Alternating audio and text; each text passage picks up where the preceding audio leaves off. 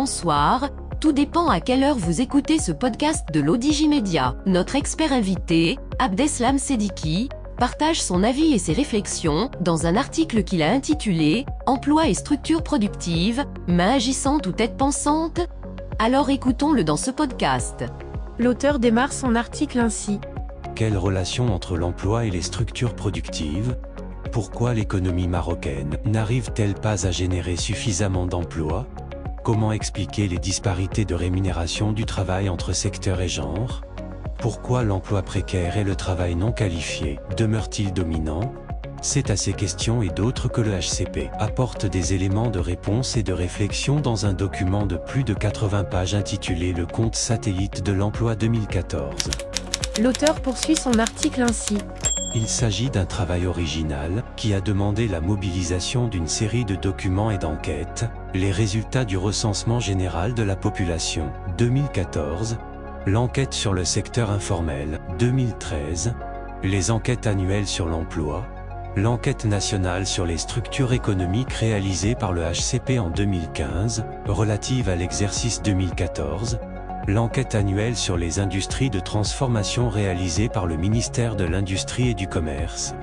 Diverses statistiques administratives émanant notamment des organismes d'assurance de la TGR.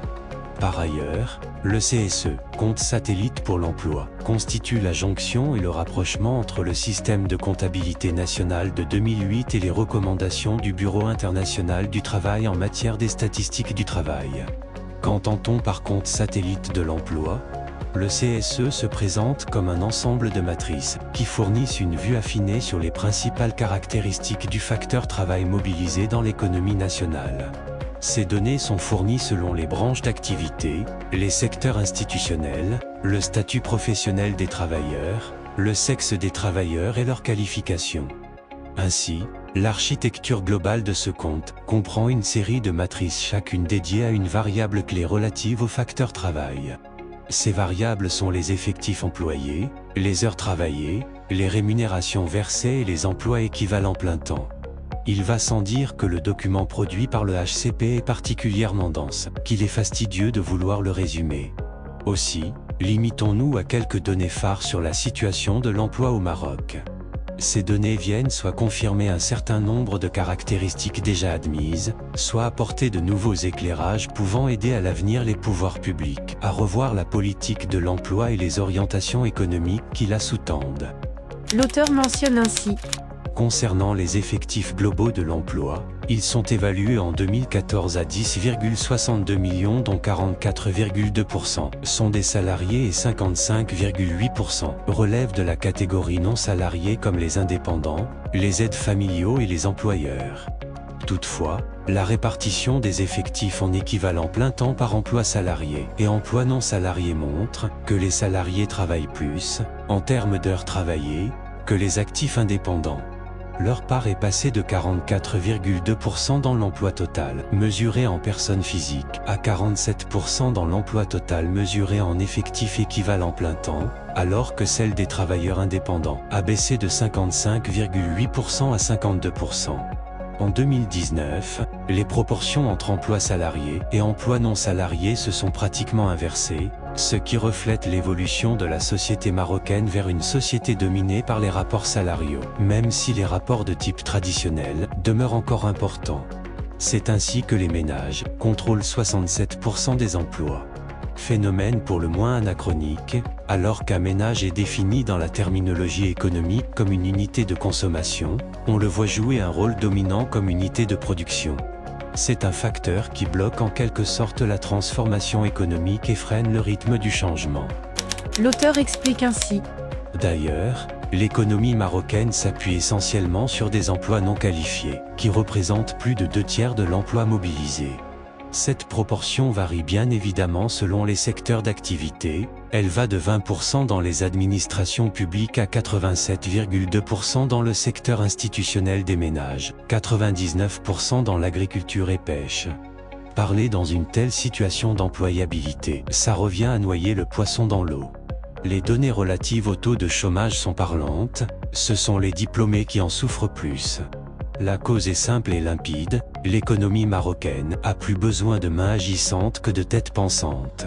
C'est pourquoi l'emploi informel ne se réduit pas au secteur informel. Il se trouve même dans le secteur formel. Au total, 67,6% de l'emploi est informel avec 97,3% dans le secteur agricole, dont une grande part est constituée par des aides familiaux. Cette précarité de l'emploi touche plus les femmes que les hommes.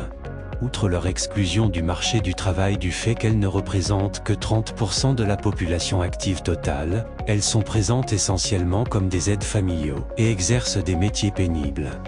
Elles pâtissent de mauvaises conditions de travail et d'une faiblesse de rémunération par rapport aux hommes. La différence de rémunération va dans certains secteurs du simple au double.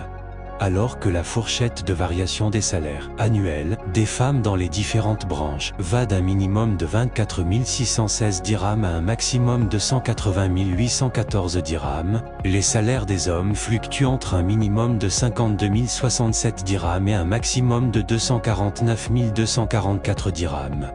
L'auteur continue son article comme suit. L'analyse de l'évolution des productivités et des rémunérations salariales ne manque pas non plus de surprises. Ainsi, entre 2015 et 2019, la part des rémunérations salariales, l'ensemble des salaires distribués par l'économie, est passée respectivement de 38,4% à 36,9%, soit une diminution de 1,5 point, ce qui signifie un creusement des inégalités entre les revenus du travail et les revenus du capital exprimés par l'EBE, excédent brut d'exploitation. Cette inégalité s'expliquerait aussi par une évolution différenciée de la rémunération salariale moyenne et de la productivité moyenne. En effet, l'évolution de 1,9% de la productivité entre 2014 et 2019 ne s'est pas accompagnée d'une amélioration des salaires moyens réels. Bien au contraire, ces derniers se sont au contraire détériorés d'environ 0,9%. Cette différence a atteint son paroxysme dans l'agriculture et pêche qui a connu une nette amélioration de la productivité de 4,4% contre une baisse des salaires de 1,7%. Encore une fois, les limites du PMV apparaissent au grand jour. L'auteur conclut son article ainsi. Il faut, bien sûr, tirer tous les enseignements qui s'imposent de cette importantissime étude, qui constitue, rappelons-le, la première expérience au niveau africain et la quatrième au niveau mondial. Les questions qui y sont soulevées doivent absolument retenir l'attention des pouvoirs publics et faire l'objet d'un débat national. Il y va de l'intérêt de notre pays, qui ambitionne d'accéder au rang des pays émergents.